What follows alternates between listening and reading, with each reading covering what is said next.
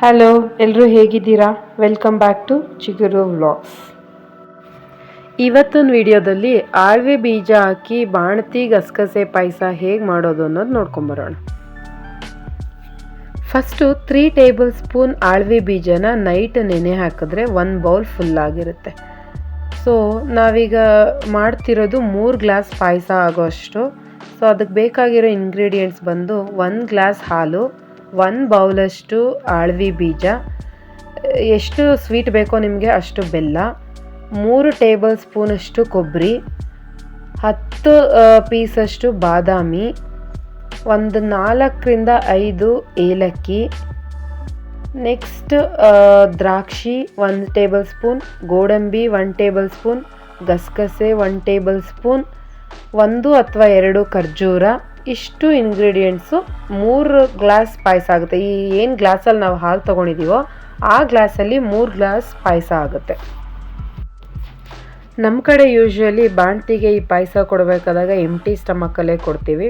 Morning 6 o'clock ಅಷ್ಟರಲ್ಲಿ ಬಿಸಿ ಬಿಸಿ ನೀರಲ್ಲಿ ಸ್ನಾನ ಮಾಡಿಸಿ, ಆಫ್ಟರ್ ಸ್ನಾನ ಆದಮೇಲೆ 1 ಗ್ಲಾಸ್ ಬಿಸಿ ಪಾಯಸಕ್ಕೆ 1 ಸ್ಪೂನ್ ತುಪ್ಪ ಹಾಕಿ ಖಾಲಿ ಹೊಟ್ಟೆಲೇ ಕೊಡ್ತಾರೆ.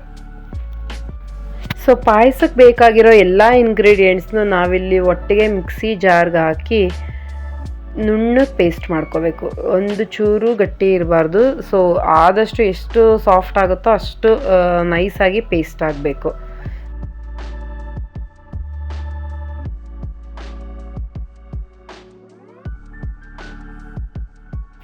ಸೊ ಚೆನ್ನಾಗಿ ರುಬ್ಬಿ ಆ ಪೇಸ್ಟ್ನ ಸೈಡ್ಗೆ ಇಟ್ಕೊಳ್ಳೋಣ. ನೆಕ್ಸ್ಟು 1 ಬೌಲ್ ಗ್ಯಾಸ್ ಹಚ್ಚಿಟ್ಟು 1 ಗ್ಲಾಸ್ ತೊಗೊಂಡಿರೋ ಹಾಲು ಹಾಕಿ ಅದು ಕುದ್ದ ಮೇಲೆ ನಾವು ತೊಗೊಂಡಿರೋ 1 ಬೌಲಷ್ಟು ಆಳ್ವಿ ಬೀಜ ಹಾಕೋಣ.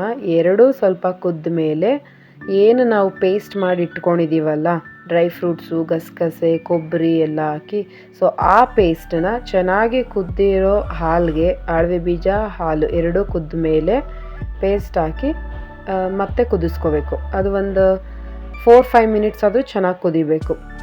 ಸೊ ಚೆನ್ನಾಗಿ ಅದರ ರಾ ಸ್ಮೆಲ್ಲೆಲ್ಲ ಹೋಗೋವರೆಗೂ ಕುದ್ದ ಮೇಲೆ ನೆಕ್ಸ್ಟ್ ನಾವಿದಕ್ಕೆ ನಮಗೆ ಎಷ್ಟು ಸ್ವೀಟ್ ಬೇಕೋ, ನಿಮ್ಗೆ ಜಾಸ್ತಿ ಸ್ವೀಟ್ ಬೇಕಂದರೆ ಇದಕ್ಕಿಂತ ಸ್ವಲ್ಪ ಜಾಸ್ತಿ ಬೆಲ್ಲ ಹಾಕ್ಕೊಳ್ಳಿ. ನಾವಿಲ್ಲಿ ಮೀಡಿಯಮ್ ಸೈಜ್ದು 2 ಉಂಡೆ ಬೆಲ್ಲ ಹಾಕ್ಕೊಂಡಿದ್ದೀವಿ. ಫುಲ್ ಉಂಡೆ ಅಲ್ಲ, ಚಿಕ್ಕ ಚಿಕ್ಕದು ಒಂದೊಂದು ಇಡಿಯಷ್ಟು 2 ಬೆಲ್ಲ ಹಾಕ್ಕೊಂಡಿದ್ದೀವಿ. ನಿಮ್ಗೆ ಇನ್ನೂ ಸ್ವಲ್ಪ ಸ್ವೀಟ್ ಬೇಕಂದರೆ ನೋಡಿಬಿಟ್ಟು ಹಾಕ್ಕೊಳ್ಳಿ, ನಿಮ್ಗೆ ಎಷ್ಟು ಸ್ವೀಟ್ ಬೇಕೋ ಅಷ್ಟು. ಸೊ ಬೆಲ್ಲ ಎಲ್ಲ ಕರಗಿ ಆಳ್ವಿ ಬೀಜ ಚೆನ್ನಾಗಿ ಬೆಂದು ಡ್ರೈ ಫ್ರೂಟ್ಸ್ ಎಲ್ಲ ಚೆನ್ನಾಗಿ ಹಾಲಲ್ಲಿ ಕುದ್ದಿ ಬೆಂದ ಮೇಲೆ ನಾವು ಆಳ್ವಿ ಬೀಜದ ಗಸಗಸೆ ಪಾಯಸ ರೆಡಿ ಟು ಸರ್ವ್. ಸೊ 1 ಗ್ಲಾಸ್ಗೆ ಸರ್ವ್ ಮಾಡ್ಕೊಳ್ಳಿ. 1 ಟೇಬಲ್ ಸ್ಪೂನಷ್ಟು ತುಪ್ಪ ಹಾಕಿ ಬಿಸಿದು ಕುಡಿದ್ರೆ ತುಂಬಾ ಒಳ್ಳೆಯದು, ಮೂಳೆ ಎಲ್ಲ ಗಟ್ಟಿ ಬರುತ್ತೆ. ಸೊ ನಮಗೆ ನಮ್ಮಮ್ಮ ಫಸ್ಟ್ 9 months ಅಂತೂ ಈ ಪಾಯಸ ಕಂಪಲ್ಸರಿ ಕೊಡ್ತಾರೆ.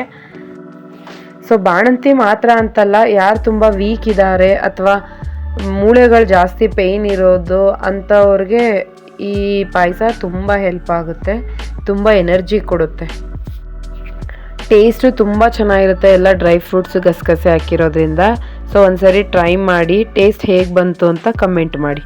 Thank you for watching. Please ಚಾನಲ್ನ ಸಬ್ಸ್ಕ್ರೈಬ್ ಮಾಡಿ, ಲೈಕ್ ಮಾಡಿ, ಶೇರ್ ಮಾಡಿ.